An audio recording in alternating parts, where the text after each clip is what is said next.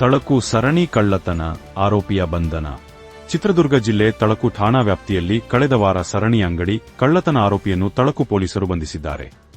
ಜಿಲ್ಲಾ police ಅಧೀಕ್ಷಕರವರಾದ Shri Ranjit Kumara Bandaru IPS ರವರ ಆದೇಶದಂತೆ ಡಿವೈಎಸ್ಪಿ ಶ್ರೀ ಸತ್ಯನಾರಾಯಣ ರಾವ್ ಮತ್ತು ಸಿಪಿಐ ಹನುಮಂತಪ್ಪ ಎಂ ಶಿರೇಹಳ್ಳಿ ರವರ ಮಾರ್ಗದರ್ಶನದಲ್ಲಿ ತಳಕು ಠಾಣಾ ಪಿಎಸ್ಐ ಶಿವಕುಮಾರ್ ಮತ್ತು ಸಿಬ್ಬಂದಿಗಳು ಪಂಡರಹಳ್ಳಿ ಬಾಲರಾಜ ಎಂಬ ವ್ಯಕ್ತಿಯನ್ನು ದಸ್ತಗಿರಿ ಮಾಡಿ ಆರೋಪಿಯಿಂದ 13,000 ನಗದು ಹಣ ಹಾಗೂ 50 ಪ್ಯಾಕೆಟ್ ಗುಟ್ಕಾಗಳನ್ನು ಕಳ್ಳತನಕ್ಕೆ ಬಳಸಿದ ಆಯುಧಗಳನ್ನು ವಶಕ್ಕೆ ಪಡೆದು ನ್ಯಾಯಾಲಯಕ್ಕೆ ಹಾಜರುಪಡಿಸಲಾಗಿದೆ.